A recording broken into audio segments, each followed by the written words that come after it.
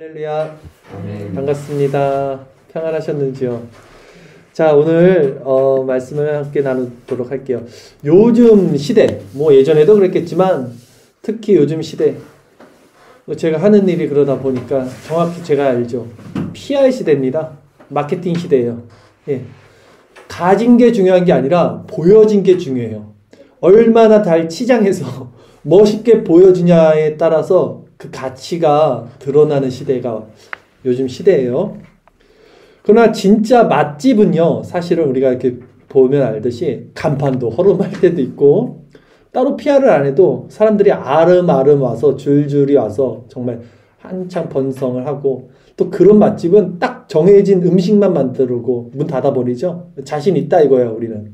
진짜를 갖고 있기 때문에. 오히려 가짜들이 어떻게 합니까? 간판도 막 번쩍번쩍하게 달고 앞에서 호객행위도 하고 또 마케팅 온라인에다 엄청 도배글 다 달아요. 여기 맛집이다. 호객글 달고 그렇게 하고 하죠. 근데 사람들은 그거에 넘어가요. 그쵸? 번쩍번쩍하고 호객행위하고 인터넷 그 도배글 댓글 같은 거 보고 다 그걸로 가는 거예요. 무조건. 아, 여기가 맛집이겠지 하고 가는 거죠. 왜냐면 사람들은 본성적으로 사람들이 많이 모이는 곳을 좋아하고 보여지는 것을 좋아하고 또는 성향을 갖고 있어서 그래요. 그래서 교회도 마찬가지예요. 오해하지 마세요. 우리 또 딴 생각하지 마시고 그냥 들으세요. 순수하게 말씀을 들으세요. 순수하게. 저 뭐 어떤 의도를 갖고 설교하지 않아요. 자, 사역자들에게도 그런 모습을 기대하는 거예요. 똑같아요. 원리는 항상 똑같아요. 그렇죠? 뭔가 삐까번쩍하고 멋있어 보이고 그런 사람들이 당연히 따르는 거예요. 그래서 성경도 보세요. 사울왕 아시죠? 얼마나 잘생겼는지 아세요? 사람들보다 머리 하나가 더 컸대요. 키도. 그러니까 존경을 받고 와, 저 사람 정도는 돼야지 왕이지. 사람들이 추앙하는 거예요. 또 압살롬 아시죠? 다윗의 아들 압살롬도 머리가 엄청 숱이 많았대요. 그게 뭐 미남의 기준이었나 봐요. 그러니까 숱이 많았다는 게 뭐 생체가 좋았다는 거겠죠. 뭔가 이렇게 호르몬 자체가. 얼마나 멋있겠었습니까? 그러니까 외모가 출중하면 사람들에게 인기가 좋아요. 예나 지금이나. 예. 그게 보여지는 것이 좋아요. 그런데 그들 압살롬이나 사울이나 어떻게 됩니까? 말로가 굉장히 비참하죠? 하나님의 사람들은 아니었어요. 하나님은 중심을 보세요. 사람들은 외모를 보지만. 근데 정말 하나님의 사람들을 한번 볼까요? 자, 예수님만 봐도 예수님 어땠습니까? 흠모할 만한 아름다운 풍채가 없어졌다 그랬어요. 30대 초반이었는데 사람들이 얼마나 초치했으면 50대 정도로 보인다고도 말을 했단 말이에요. 네. 그리고 그 모습을 한번 볼까요? 예수님의 모습이 어땠는지.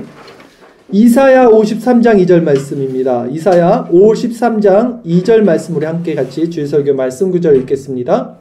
그는 주 앞에서 자라나기를 연한 순 같고 마른 땅에서 나온 뿌리 같아서 고운 모양도 없고 풍채도 없은즉 우리가 보기에 흠모할 만한 아름다운 것이 없도다. 아멘. 우리가 보기에 뭔가 하나님의 아들이면 있어 보여야 되잖아요. 근데 흠모할 만한 어떤 모양도 없다라는 거예요. 예수님께서. 또한 실제로 예수님이 어떻게 사셨냐면 사시면서 머리 둘 끝조차 없어요. 집도 없어요. 거지야, 거지. 그러니까 이런 분이 내가 하나님의 아들이다 라고 하면 사람들이 뭐 믿겠습니까? 따르겠습니까? 일반적인 사람들이? 네. 저라도 솔직히 안 믿었을 것 같아요. 야, 하나님의 아들이면 진짜 뭔가 더 달라야 되는데 딱 외모만 봤을 때는 너무 없어 보이는 거예요. 네. 어떻게 저 진짜 하나님의 아들이야? 저런 게? 이렇게 저런 게 죄송합니다. 그렇게 생각이 들 수 있을 거라는 거죠. 자, 예수님뿐만이 아니라 신약 성경에서 보면요. 바울 아시죠? 신약 성경에 3구 27권 중에 13권 이상을 쓴 바울도요. 어떤 모양을 가졌냐면 사람들이 바울의 글을 보면 편지를 보면 야, 이 사람 정말 대단한 것 같아. 막 기대를 했단 말이에요. 근데 진짜 만났어요. 바울을. 에게 뭐 이렇게 말도 버벅거리고 머리숱도 없는 것 같고 되게 골골해 보이는 거예요. 사람이. 그 바울이 직접 얘기를 하는 거예요. 그런 모습을. 사람들이 볼 때는 굉장한 사람일 것처럼 보이지만 실제 만나보면 별거 아니네. 바울도 그랬단 말이에요. 그러게 기독교 핵심 가치는 뭐냐면 제가 말씀드리는 바는 보여지는 게 아니에요. 나타나는 게 아니에요. 감춰진 내면 안에 있는 거예요. 그러게 오늘 말씀 주제 제목이 낮은 곳으로 오신 예수님이에요. 예수님이 가장 낮은 모습으로, 아기의 모습으로, 아주 비천한 모습으로 이 땅에 오신 이유가 무엇이 있는지, 그것이 우리에게 어떤 교훈을 주시는 건지, 우리는 우리 신앙을 어떻게 바라보고 무엇을 추구해야 되는지 우리 신앙 가운데 말씀을 함께 나누도록 하겠습니다. 본문 말씀을 함께 보도록 하겠습니다. 누가복음 2장 1절 2절 말씀, 우리 2절 말씀 같이 먼저 읽도록 하겠습니다. 같이 읽겠습니다. 죄송해요. 잠시만요.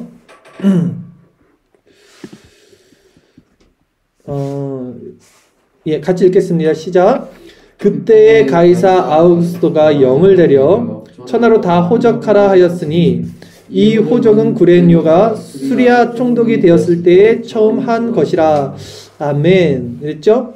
여기서 그때에라고 시작하는데 이 그때는 언제냐면 이 전장 1장 말미와 이렇게 비교해보면 세례 요한이 탄생했을 때, 엘리사벳 그 사가라 아들 세례 요한이 이제 탄생하고 그쯤에라는 거예요. 이게 연결되는 거죠.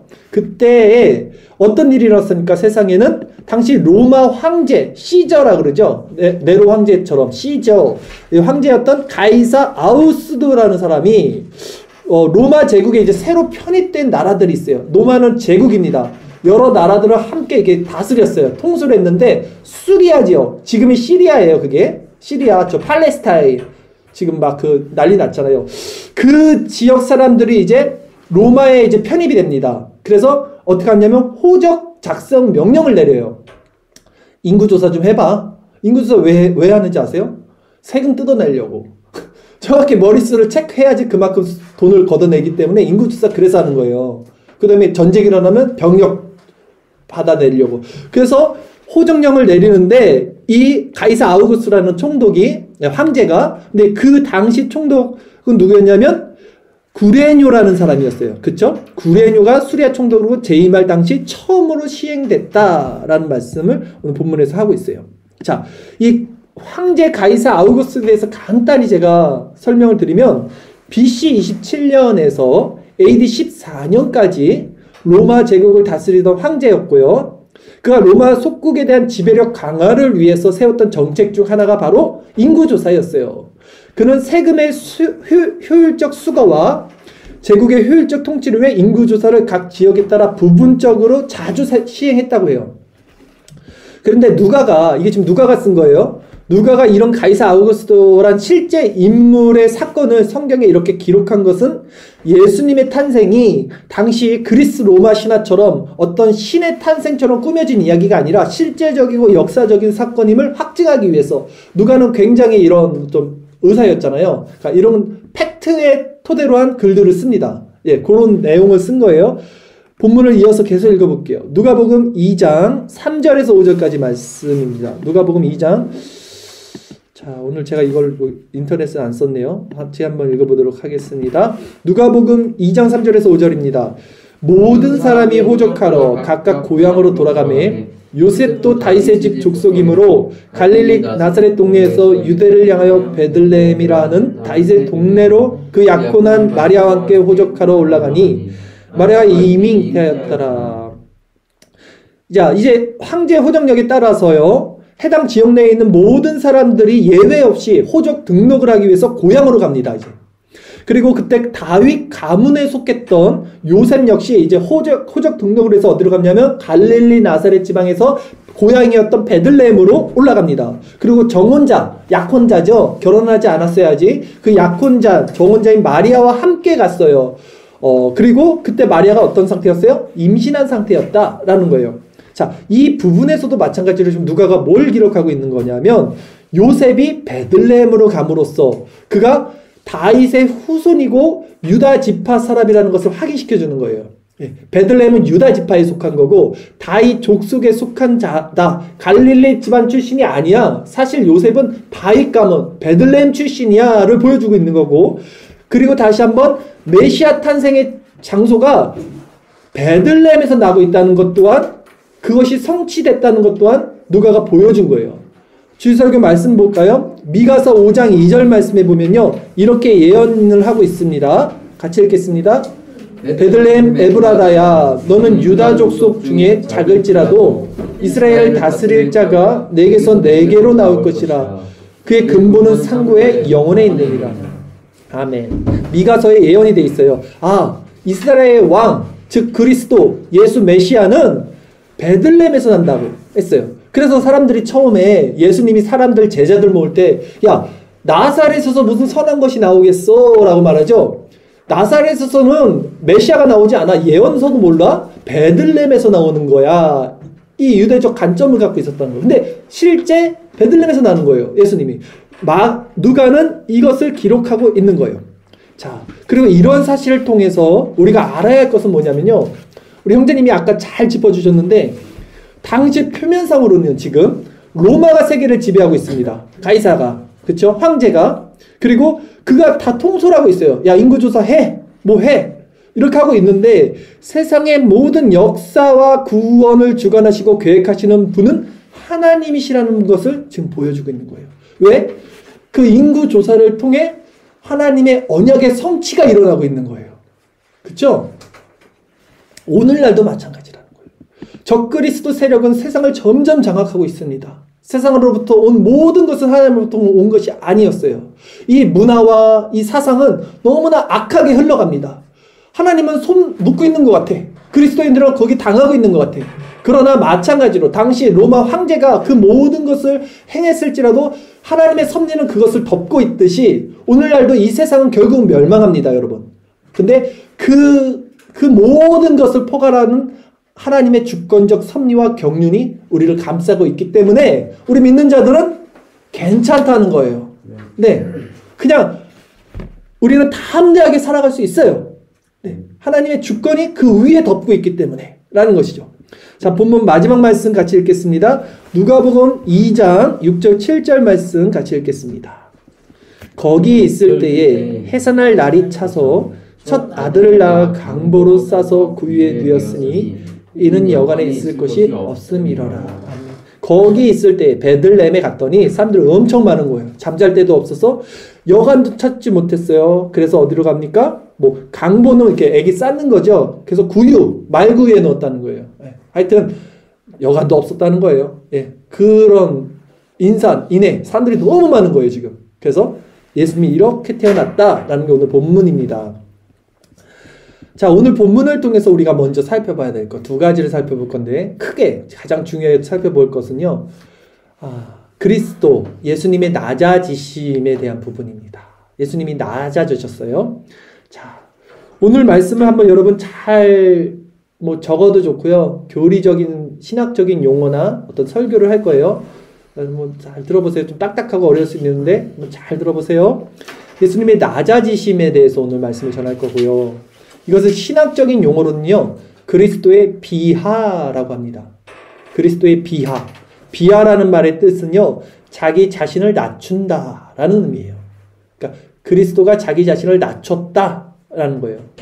그리고 이 그리스도의 낮아지심, 비하라고 그랬죠? 이 비하를 네 가지로 우리가 나눕니다. 예, 그리스도는 네 가지로 나눠서 이렇게 낮아지셨다. 그래서 이것을 그리스도의 사중비하라고도 해요. 자, 그리스도의 사중비하가 뭐냐면 첫 번째는 오늘 본문에 나온 장면이죠. 하나님이신 그분이 인간의 몸으로 낮아지셨어요. 신이 인간이 됐다는 것만큼 낮아지는 게 없어요. 그래서 성육신이라 그래요, 이것을. 그리스도의 첫 번째 사중비하 중 첫 번째는 뭐냐면 성육신입니다. 하나님이 인간의 모습으로 오신 것. 이게 낮아진 거예요. 자, 예수님이 두 번째 비하는 뭐냐면 율법의 주인이었어요. 예수님은 율법의 주인이라고 분명히 자신이 말했으면서도 율법 아래 순종합니다. 율법의 창시자가 율법 아래 묶여요. 이게 낮아진 거예요. 그래서 모든 율법 아래 순종하심. 이게 두 번째 비하예요. 세 번째 그리스도의 비하는 뭐냐면 십자가 고난을 당하신 거예요. 십자가를 지신 게 너무나 비참하고 아픈 거잖아요. 네, 낮아지신 거예요. 그리고 마지막 그리스도의 네 번째 비하는 뭐냐면 무덤 아래 갇히시고 무덤 아래 죽음 아래 내려가신 무덤에 묻히심 이거죠. 그래서 이것을 그리스도의 사중 비하라고 하는 거예요. 그리스도의 네 가지 낮아지심. 첫 번째 성육신, 두 번째 율법 아래 순종하심, 세 번째 십자가 고난을 받으심, 네 번째 무덤 아래 묻히심. 이해가셨죠? 그리고 어려워요. 잘 들으셔야 돼요. 그리고 참고로 물어볼 거예요. 우리 주은이 학생 끝나고. 비하는 낮아지심인데 예수님의 높아지심도 있어요. 참고로 그냥 기억하세요. 참고로 높아지심도 우리가 사중 높아지심에서 높아지심이란 말을 승귀라고 해요. 우리 신학적인 용어로 해서 사중 승귀라고 합니다. 그래서 그리스도의 사중비하, 그리스도의 사중 승귀라는 말을 쓰죠. 자, 승귀, 사중 승귀는 뭐가 있습니까? 첫 번째, 그리스도는 어떻게 높아지셨어요? 부활, 죽음에서 이기셨어요. 그게 높아지신 거예요. 두 번째, 하늘로 승천하셨어요. 높아지신 거죠. 세 번째, 하나님 우편에 앉으셨어요. 높아지셨어요.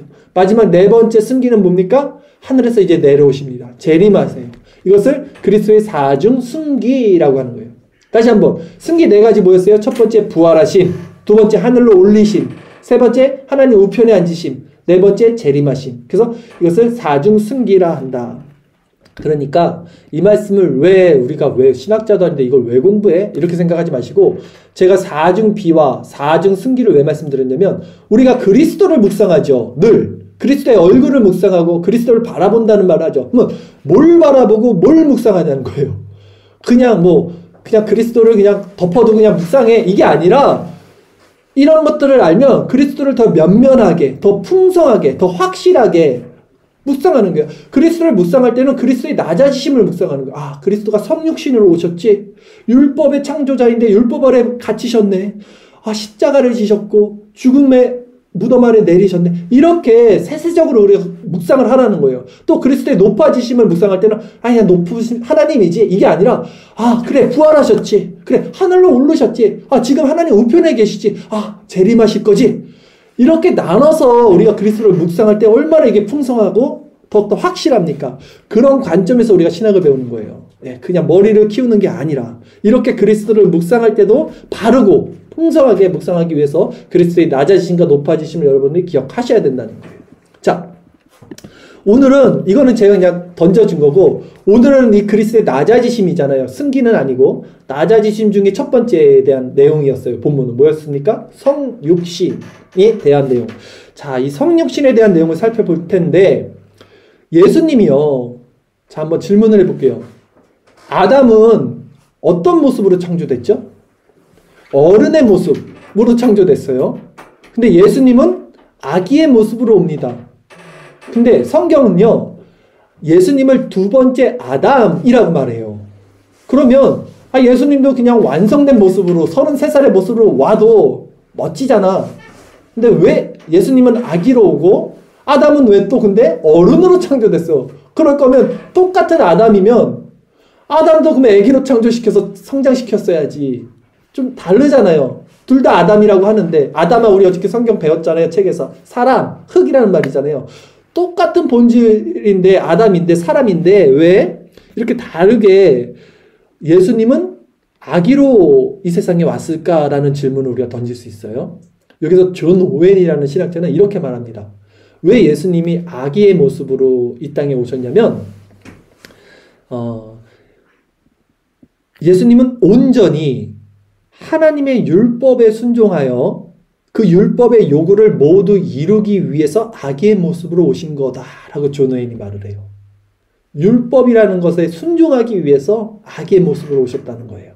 즉 예수님께서 우리가 알고 있는 건 뭡니까? 인간의 모든 죄를 대속하기 위해서 십자가에서 죽으셨다, 이거 알고 있죠? 그러나 십자가를 지시기 위해서만 이 땅에 오신 거라면 33살의 나이로 오셔도 돼요. 십자가를 정말 그냥 지시기 위해서만 오신 거라면, 대속의 모습으로 오시는 거라면 그렇게 오셔도 되는데, 예수님께서 아기의 모습으로 오신 것은, 자, 이 땅에 오신 그 이유는 그분이 하나님의 모든 율법에 온전히 순종하기 위해서, 그래서 그 율법을 성취하기 위해서라는 거예요. 그래서 예수님이 어떻게 했습니까? 난지 8일 만에 할례를 받아요. 성경에 보면 예수님이 할례를 받아요. 할례를 8일 만에. 그리고 공생애를 시작하기 전에 예수님이 세례를 받습니다. 근데 할례나 세례의 공통점은 뭐냐면요. 죽음에서 생명으로 옮겨진다는 의미가 있어요. 할례도 죽음과 생명, 세례도 죽음과 생명이죠. 근데 죽음과 생명으로 옮겨진다는 이 공통점을 이걸 받아야 되는 사람의 또 특징이 뭐냐면 죄인들이 받아야 되는 거예요. 왜냐하면 죄인들이 죽기 때문에. 의인은 죽지 않아요. 그래서 죽고 생명으로 태어난다는 개념이 있기 때문에 이 세례나 또 할례는 죄인들이 받아야 되는 율법인 거예요. 근데 예수님에겐 죄가 있습니까? 예수님은 죄가 없다 그랬어요. 성경에서. 죄는 없으시니라. 근데 어떻게 죄인이 받아야 되는 할례와 세례를 죄가 없으신 분이 받았냐는 거예요. 이건 말이 안 되는 거예요. 받으면 안 되는 상황인데 받았다는 거예요. 예수님께서. 자, 그래서 예수님은 세례 요한이 예수님께 이렇게 말해요. 아니 내가 당신에게 세례를 받아야 되는데 나는 죄인이고 당신은 의인인데 왜 당신이 나에게서 의인이 죄인에게서 세례를 받습니까? 라고 물어봤을 때 예수님이 뭐라 그랬냐면 아니야. 이렇게 하는 것이 하나님의 모든 의를 이루는 거라 그래요. 한번 볼까요? 마태복음 3장 13절에서 15절까지 말씀입니다. 우리 같이 한번 읽겠습니다.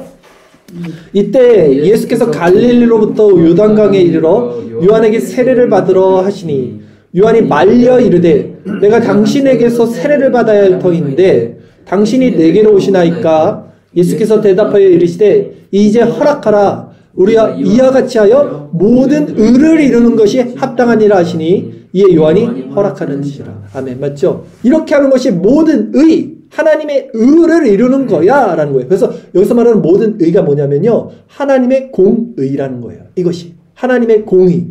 공의라는 말은 뭐냐면요, 공평하고 의로운 하나님의 법입니다. 그것이 공의예요. 하나님의 속성입니다. 근데 이 법은요, 지금 말하는 이 의, 이 법은 하나님께서 모세에게 주어주신 성문법이 있어요. 이렇게 글이나 표에 써서 나타난 것을 성문법이라고 그러잖아요. 그래서 그 성문화된 율법을 넘어선 하나님의 이 공의, 이 법은 뭐냐면 창조 때부터 아담에게 주신 행위 언약에서부터 시작해요. 자, 어렵지만 잘 들어보세요. 이 개념을. 하나님이 아담과 하와에게 주신 행위 언약이 있습니다. 뭡니까? 이거 먹지 마라는 거예요. 선악과를 먹으면 너네 정령 죽는다. 하나님의 명령이에요. 이것이 하나님의 법입니다. 그쵸? 선악과 먹지 마. 성문화된 법은 아니에요. 성문화된 글로 나서서 쓴 율법은 모세로부터 시작됐지만 창조 때부터 하나님의 법은 이미 있었어요. 아담과 하와 때부터 먹지 마. 이것이 하나님의 법이고 하나님의 법이 하나님의 공의의 속성과 동일한 거죠. 하나님의 말씀을 썼으면 그것은 그렇게 이루어져야 되는 거예요. 그게 하나님의 속성이라는 거예요. 공의적 속성이라는 거예요.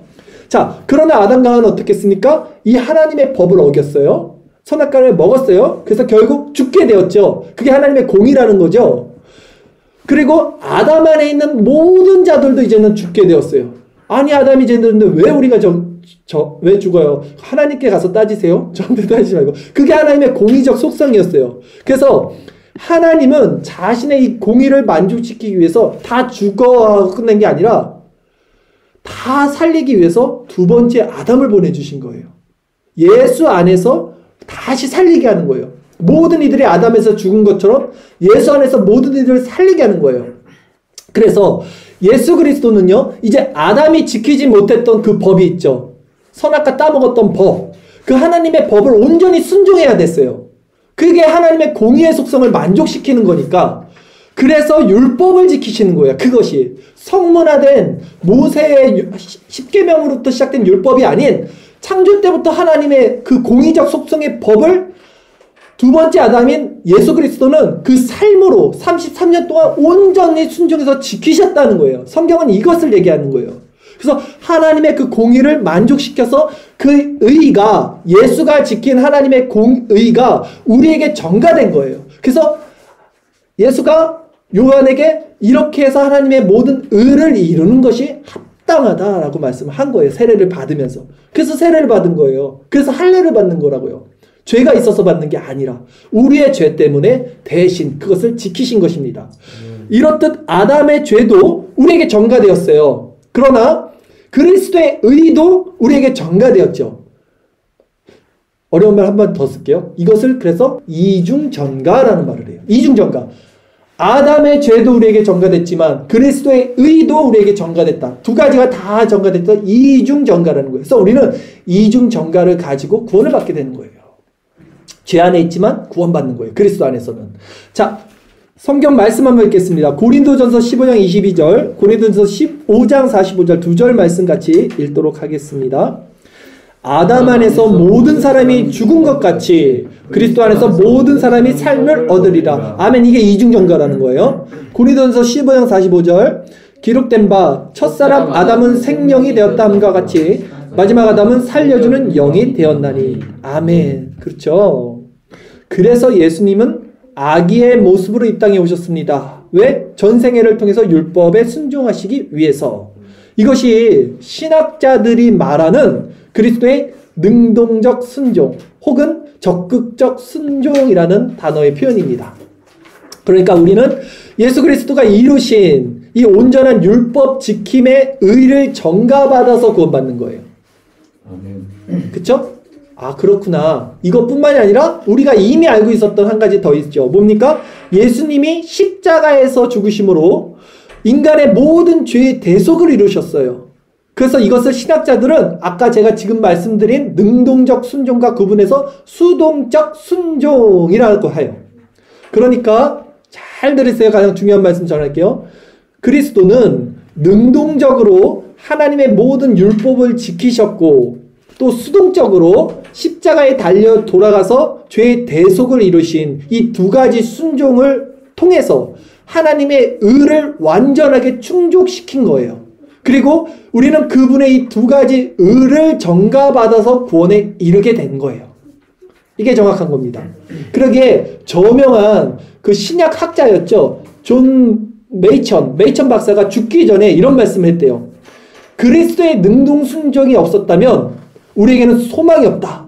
그 저명한 개혁주의 신학자가 죽으면서 사람들은 수동순종만 얘기해요. 십자가에서만 죄를 구속받았다. 물론 맞아요. 왜냐하면 능동순종, 수동순종은 하나의 순종이에요. 사실은. 그러나 신학적으로는 우리가 나눌 수 있어야 돼요. 그래서 그는 그리스도의 능동순종이 없다면 우리는 소망이 없다. 이렇게 말했던 거예요. 그리고 이 그리스도의 능동순종과 수동순종은 웨스트민스터 신앙고백서 알죠?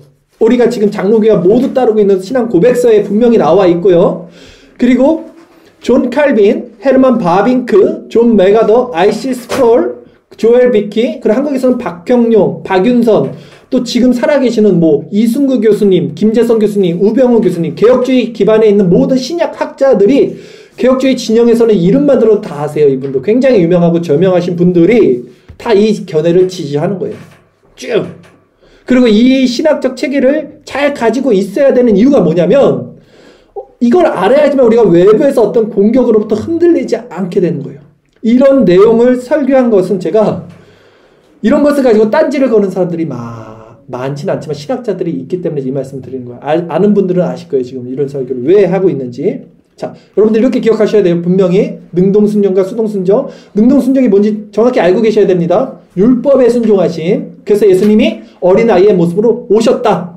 그리고 그 율법은 성문화된 모세 율법이 아닌 아담으로부터 주어졌던 법이고 하나님의 공의는 그 아담이 지키지 못했던 것을 지켰어야 돼요. 그것을 두 번째 아담인 예수가 와서 지켰기 때문에 그 의의 공로를 우리가 전가받았다. 또 한 가지 십자가의 대속을 전가받았다. 이 두 가지를 통해서 우리는 구원받는 겁니다. 딱딱하죠? 오늘 설교가 강의 같죠? 자, 두 번째 이제 말씀을 전할게요. 두 번째 본문을 통해서 우리가 살펴볼 문제는 뭐냐면 그러면 예수님의 성육신을 우리는 어떤 관점에서 지켜야 되는가? 이 크리스마스예요. 쉽게 얘기해서 성탄절을 우리는 어떻게 지켜야 되는가라는 거예요. 자, 성육신은요. 인류사에서 가장 기쁜 소식입니다. 예수님이 이 땅에 오셨다. 하나님이 이 땅에 오셨다. 인간의 모습으로. 왜? 하나님의 의를 만족시켜서 우리를 구원케 하기 위해서 오셨다. 이게 정말 기쁜 소식이에요. 죄인들에게는 기쁜 소식이죠. 그리고 이날을 기념하는 것이 크리스마스. 성탄절이라는 거예요. 크리스마스는 뭐냐면요. 크리스트죠. 크리스트. 그리고 크라이스트라고도 하죠. 이게 예수님이란 뜻이죠. 그리고 마스는요. 예배입니다. 미사 드린다 그러잖아요. 천주교에서. 그게 마스예요. 그래서 크리스마스는 크리스트와 마스의 합성어로서 예수님을 예배드리는 날이에요. 예수님의 나심을 예배드리는 날이 크리스마스의 뜻입니다, 여러분. 알고 크리스마스 하세요. 그게 성탄절이에요. 성탄절. 태어났다. 네.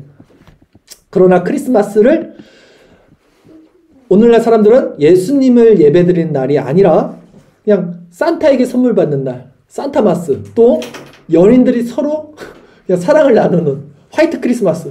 이렇게 행사로 변질시켰어요. 그리고 또한 교회 안에 있는 사람들도 크리스마스를 하나의 이벤트, 행사, 절기로 지켜요. 24일날 저녁에 모여서 재롱잔치하고, 뭐 재롱잔치 해도 좋은데 의미가 변질되고 있는 거예요. 왜곡되고 있는 거예요. 점점 예수님의 그 탄생에서 인간적인 것으로.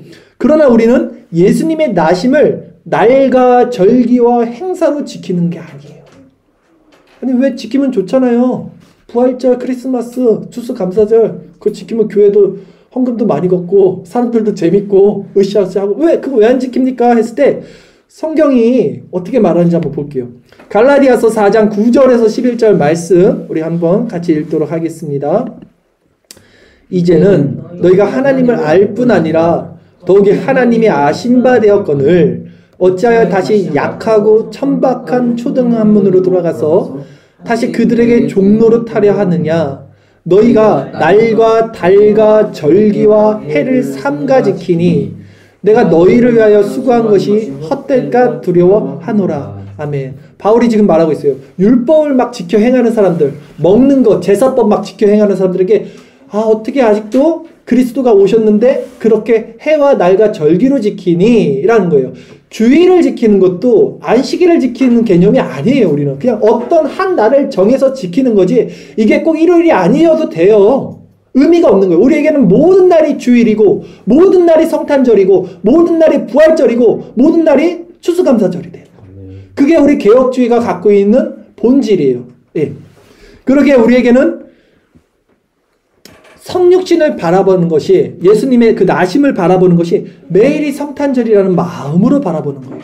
그래서 그것을 통해서 그분의 낮아지심, 그분의 고난을 생각해야 하며 또 매일을 부활절로 그분의 높아지심, 승기 그것을 묵상하는 거예요. 우리가 그리스도를 묵상할 때 그것이 그리스도의 나심, 성탄절을 묵상하는 거고 우리가 그리스도를 묵상하잖아요. 매일. 그게 그리스도의 높아지심, 부활절을 묵상하는 거지 어느 한 날을 정해서 그 날을 행사로 지키는 것이 아니라는 거예요. 이게 개혁주의 관점입니다. 그래서 개혁교회는 성탄절, 부활절, 추수감사절 등 이런 절기들을 따로 기념해서 지키지 않아요. 물론 그것을 마음으로 기억하는 건 좋아요. 나쁜 건 아닙니다. 그러나 그것이 어떤 행사가 되거나 절기가 돼서 그것에 주목하면 안 된다는 거예요. 본질을 말씀드리는 겁니다. 보편적인 복음주의 교회에서는 이날들을 대목이라고 해요. 대목. 추수감사절 헌금 얼마나 들어오는지 아세요? 그걸 사람들에게 종용하잖아요. 한 해 동안 너희들에게 부어주신 하나님의 은혜를 감사한다면 이제 어떻게 해야 될 거야? 한마디 던져봐요. 사람들은 낼 수밖에 없어요. 좋죠. 그러나 매주 내시라고. 매주. 표정이 안 좋네. 매주 우리의 모든 것이 하나님의 것이라면서요. 10의 1이 하나님이 아니라 10의 전부가 하나님의 것인데 그 마음으로 매주 하나님께 내 돈이든 물질이든 시간이든 내 인생이든 전부를 내시는 게 개혁주의 관점이지. 그 정해서 그 날만 드리는 게 아니라는 거예요, 여러분. 그렇다고 저 목사 이제 뭐 좀 내려는 거야? 오해하지 마시고 자유함으로써 방종하지 마시고 자원하는 심령으로 드리시면 됩니다. 주님이 주시는 감사함으로 그렇게 자원하는 심령으로 이것들을 지키고 예물을 드리면 되는 것입니다. 이 균형을 가지고 신앙생활을 하시는 게 너무 중요해요. 네, 자원하는 심령으로 율법을 즐겨 행하는 자가 돼서 율법 조문에 묶여있지 말고 신앙생활 하시라는 거예요. 제 말씀은. 자, 이제 말씀을 정리하겠습니다. 오늘 깔끔하죠? 자, 짧습니다. 오늘 두 가지 말씀을 전했습니다. 첫 번째, 예수님께서 아기의 모습으로 이 땅에 오신 이유가 무엇이었을까? 라는 것과 두 번째, 그 예수님이 아기의 모습으로 오신 그 날을 우리는 어떤 관점으로 어떤 마음으로 지켜야 하는가에 대해 말씀을 전했어요. 자, 첫 번째, 예수님이 이 땅에 가장 낮은 연약한 아기의 모습으로 오셨습니다. 왜 예수님은 그 모습으로 오셨습니까? 왜냐하면 하나님의 공의를 만족시키기 위해 율법 아래 순종하여 모든 우리의 순종하여 그 의를 우리에게 전가시키기 위해. 요것만 갖고 있으면 안 돼요. 또 십자가에서 죽으심으로 모든 죄의 대속을 이루기 위해 이 땅에 오신 겁니다. 이게 균형이죠. 그리고 이것을 그리스도의 능동순종과 수동순종이라고 말했고요. 이 두 가지 의는 하나의 온전한 순종이에요. 또 사실은. 그러나 우리는 그리스도의 이 두 가지 의를 전가받아서 구원에 이르는 것이다 라고 이해하면 여러분 정확합니다. 네. 두 번째, 우리는 성탄절을 어떤 의미로 지켜야 하는가 했을 때 그 날을 날과 달과 절기 행사로 지키는 것이 아니라 날마다 우리 마음으로 그리스도의 낮아지심, 그리스도의 성육신, 크리스마스 성탄절을 지키시고 그리스도의 높아지심, 승기 그분을 묵상하며 부활절로 지키시고 고난 주간으로 지키시고 그것을 감사함으로 추수감사절로 날마다 그리스도를 묵상하는 원리로 지키시라는 거예요. 즉 신앙은 무슨 얘기를 한 거냐면 제가 서두에 말씀드렸듯이 보여지는 행위가 아니라 내면의 본질이 중요하다는 말씀을 드리는 거예요. 그래서 맛집은 PR하지 않아도 마케팅하지 않아도 결국 그 열매로 드러나게 된다는 말씀을 이것이 신앙의 원리다 라는 말씀을 드린 겁니다. 오늘 말씀을 통해서 여러분 예수님이 어떻게 이 땅에 오셨는지를 또 한번 묵상해 보세요. 날마다 묵상하세요. 이번 주에 가장 낮은 모습으로 가장 낮은 오늘 설교 제목이 낮은 곳으로 오신 예수님인데 이 낮은 곳이 어디 있냐면 여러분 마음이에요. 우리 마음이에요. 예수님이 가장 낮은 우리 마음으로 가장 낮은 모습으로 우리에게 오셨어요. 그 예수님을 바라보십시오. 그러면 여러분 마음이 그분의 마음으로 합하여 그분의 마음 성품을 온전히 배우게 될 것입니다. 시작 한번 기도하며 나가도록 하겠습니다.